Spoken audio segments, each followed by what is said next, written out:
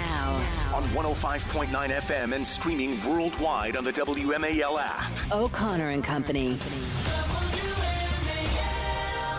It is 6:37 on O'Connor and Company. Thanks for tuning in here on this Wednesday in your nation's capital, third day of January 2024. It's 7:05 Hans von Spakovsky on the latest effort to get Trump removed from ballots.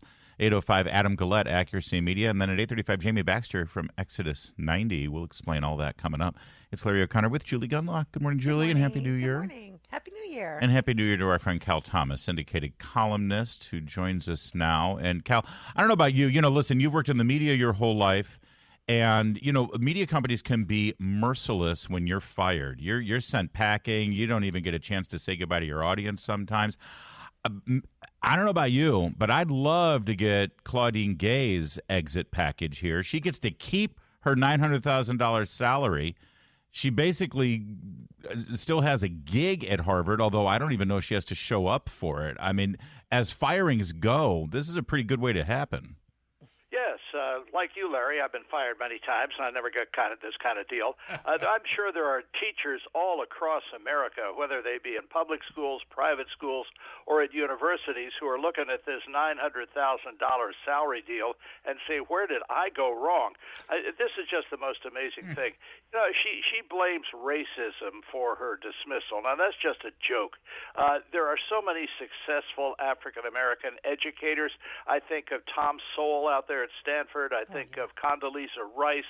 I think of the woman from whom Gay plagiarized. I think she's from South Carolina, a successful educator. This is such a bogus excuse. And, of course, good old Al Sharpton had to weigh in on this, and I turned to him for all theological and political questions because he is a rhino, a reverend in name only. I don't know if you knew that or not. And, and he blames the corporations. He says, in addition to racism, the corporations put pressure on Harvard, claiming they weren't going to give any more money unless they got rid of her. So it's never about competence. It's never about honesty. It's never about anything except what the political gods want it to be. It's really ridiculous. I congratulate Elise Stefanik, the congresswoman from New York, for bringing all of this out. And she says she's not done yet. She's going after some of these other universities. But I just say finally, guys, that the problem is not at the top. I got a column on this tomorrow. These universities were founded on biblical principles, on a search for truth, the idea that truth could be found. They educated young people in things that really mattered, that would help them get a well-rounded life, a decent education, and a great job. All of that's gone now. They had a woman on Jeopardy last night who was in charge of drag queen shows at Harvard. I rest my case. Well, but Cal, I'm curious your thoughts going forward. Do you think there will be any meaningful change, not just at Harvard, but at some of these other schools? Because it was also University of Pennsylvania and MIT up there in that hearing with Stefanik and Virginia Fox. And so this isn't just a Harvard problem, but do you think because these universities are losing millions of dollars from very wealthy contributors to their universities, do you think that will change anything? Or do you think this will stay the same? Well, it's a good question, Julie. We'll have to see. One of the top contributors has said he's going after, you mentioned MIT, he's going after MIT next. But the problem is the entire education system from bottom to top. You've got people now graduating from high school who can't read at grade level.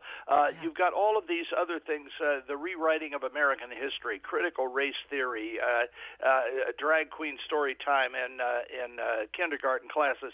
The basics are not any longer being taught. This is not the kind of education we got when we were in school. I mean, I graduated from American University in Washington. There were none of this stuff was going on. We got a good education in our public schools, and I went to Walter Johnson High School, North Bethesda High School. They didn't deal with any of this stuff, and you had to pass tests, and you were expected, whatever your gender or race was, you were expected to score on tests, or you didn't pass.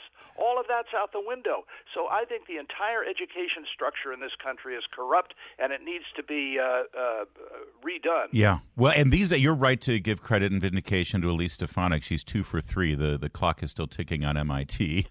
But not only has this been so revealing of what's going on in these elite institutions, But I think it's also been revealing of the media. We know what's going on in the mainstream media. Their reaction to this story, Cal, talking about how this is a new conservative weapon against colleges. The New York Times said it's a right-wing free beacon, and Christopher Rufo, who attacked